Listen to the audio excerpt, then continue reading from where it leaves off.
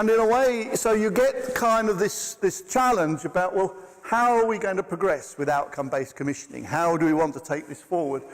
And you've got this kind of, you've got the old model, set rate per hour. You've got the Wiltshire model, trying to define a rate for a set of outcomes over a period of time, quite complicated. They do it, they achieve it, but it does have a kind of some cost to it. Or you just say, this is the outcome we want for this set of population, for this way we meet people's needs. And as you can tell from the way I've presented it, that's the model I would suggest people go for if they want to get into outcome-based commissioning. In fact, in one or two councils now, without even almost having the discussion about outcome-based commissioning, councils are talking to their providers and saying, can we try for a while to test some hypothesis and put some measures in place, not in the contract, so that we could look at what we get in terms of outcomes from the service. And so a gentle, easy, not a requirement kind of move, which actually what that does is it contributes to setting the cultural change. Interesting, because we were talking earlier about the voluntary sector.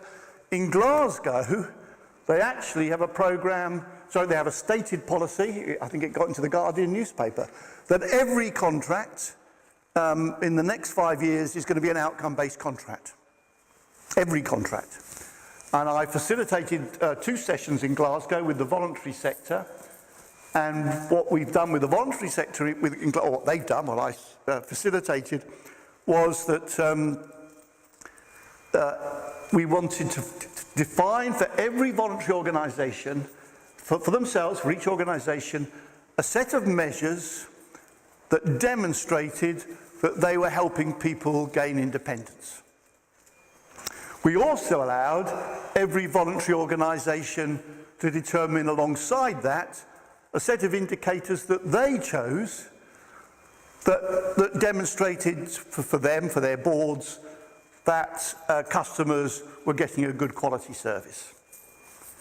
And the kind of compromise between, this is what the council wants, but we're more than happy to do this in partnership and for you to develop some measures that you like, and we'll work with you on that, actually has created a really positive culture. I was absolutely staggered the second meeting I went to, how positive the organisations felt about, yeah, no, we can do this.